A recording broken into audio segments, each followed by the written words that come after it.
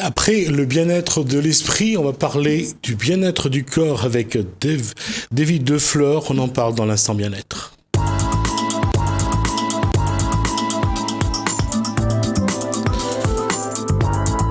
Bonsoir David Defleur, comment ça va? Bonsoir, bien, très bien. J'allais dire que on a un petit peu un changement de temps, il fait chaud, il y a un peu de vent. L'être humain était un peu plus propice au refroidissement? Non, je pense pas. Je pense que il faut s'adapter, hein.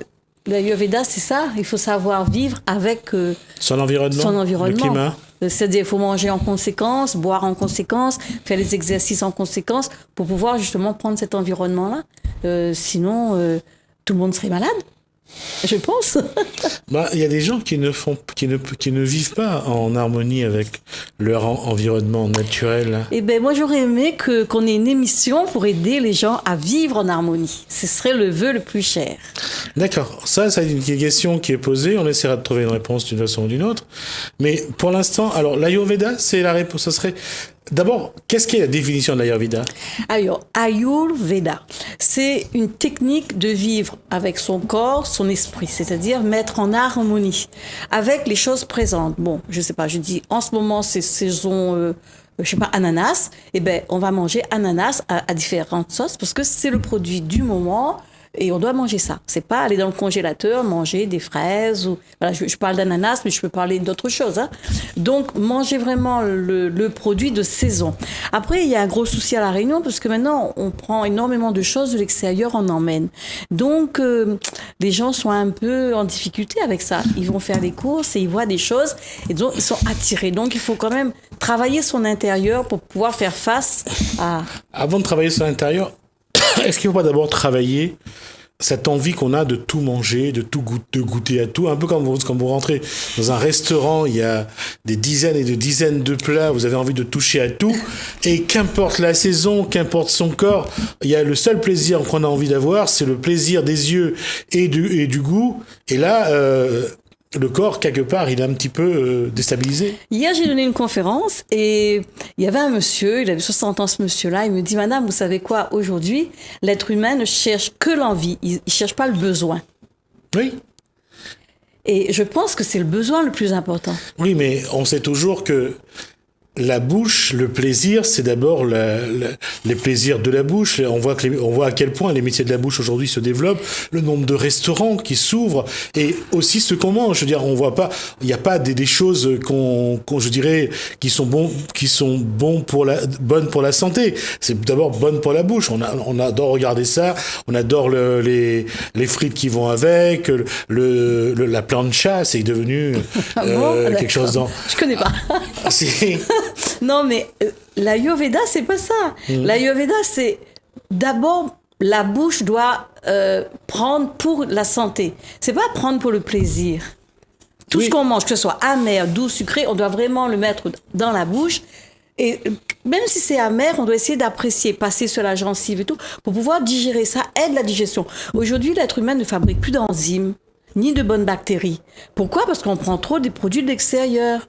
Et du coup, il y a plein de maladies.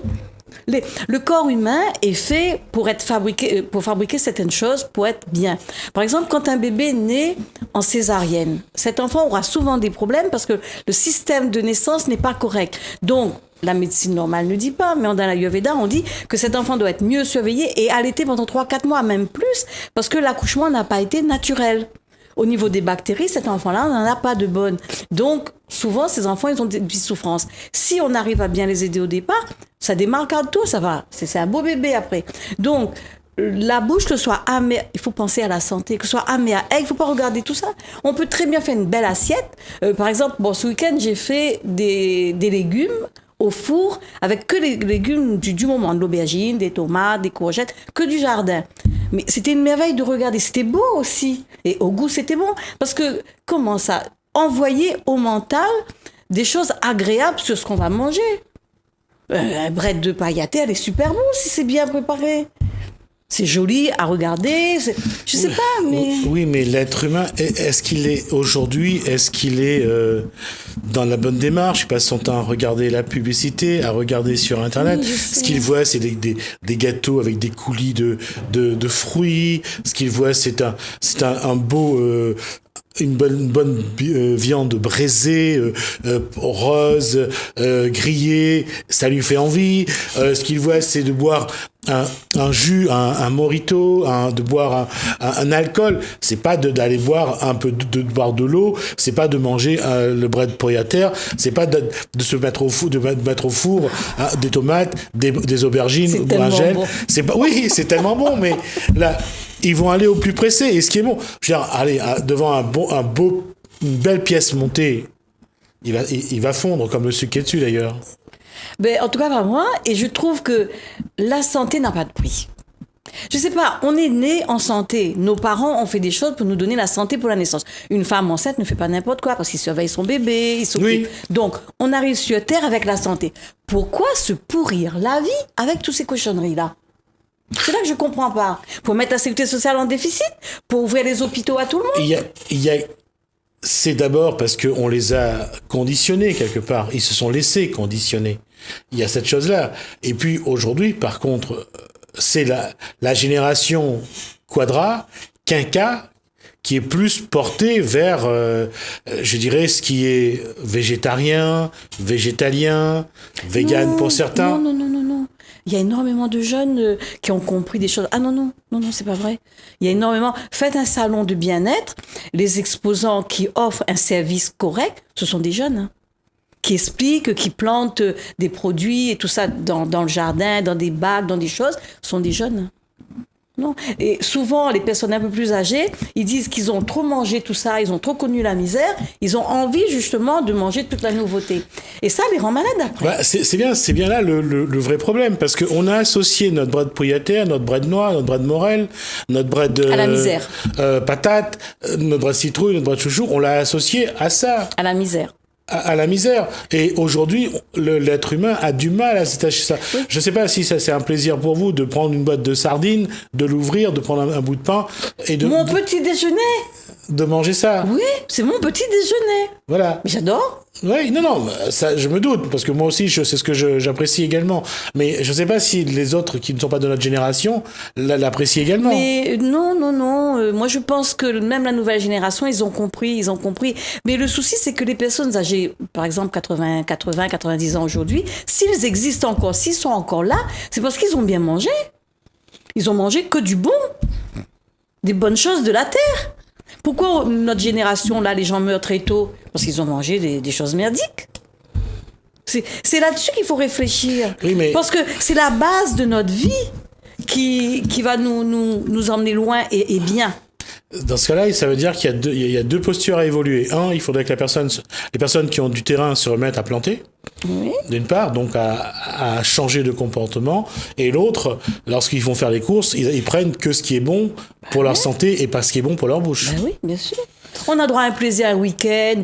Des fois, quand on part en vacances, on part dans des pays étrangers. Donc, on mange autre chose. On va pas emmener des trucs dans notre valise. On mange autre chose. Mais là, on a droit à des petites fantaisies. Du coup, tout le monde, quand ils partent en vacances, ils prennent du poids. Pourquoi? C'est du n'importe quoi qu'on mange. Et dès qu'on arrive, ça y est, on veut serrer la ceinture parce qu'on a pris 4-5 kilos.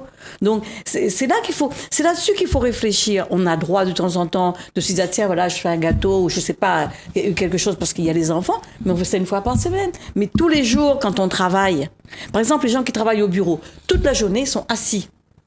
Qu'est-ce qui se passe? Les organes s'écrasent. Donc, tout s'entasse. À quel moment ils se lèvent? Ah, pour faire un café ou pour aller à la photocopieuse. Est-ce que c'est du sport, ça? Et le soir, on arrive à la maison, on est fatigué. Donc, pas question d'aller sur un vélo, pas question d'aller faire un footing, ou autrement, il faut prendre l'apéritif avec je sais pas qui, et on s'assied devant la télé. C'est ça, aujourd'hui. Et ce qui veut dire qu'on a fini par dire que le plaisir, c'est autour de la table. Autour de la table, mais pas simplement faire des trucs hors du commun, c'est-à-dire mettre de la mayonnaise, de la crème fraîche, tous ces trucs-là dans l'assiette. Ça, c'est pas nous, c'est pas le créole.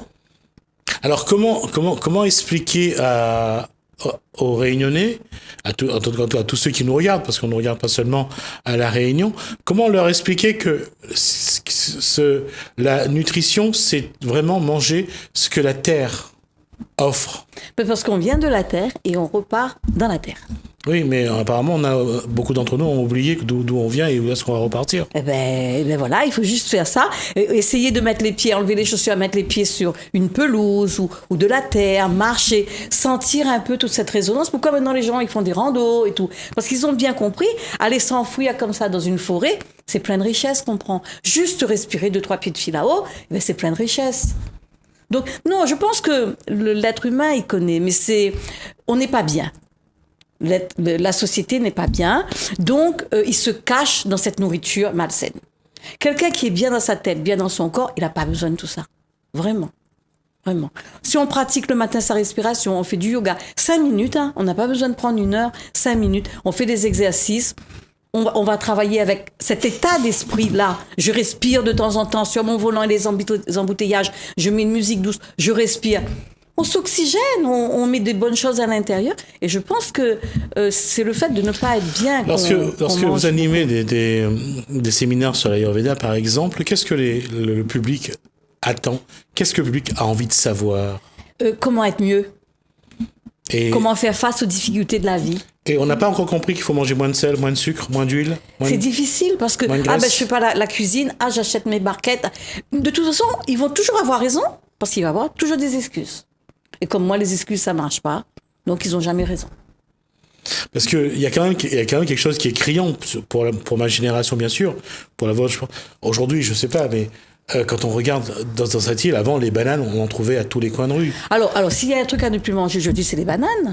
Parce qu'aujourd'hui, ce sont des bananes qu'on fait mûrir avec avec des produits chimiques. Oui. C'est un truc à ne plus manger. Mais où on va?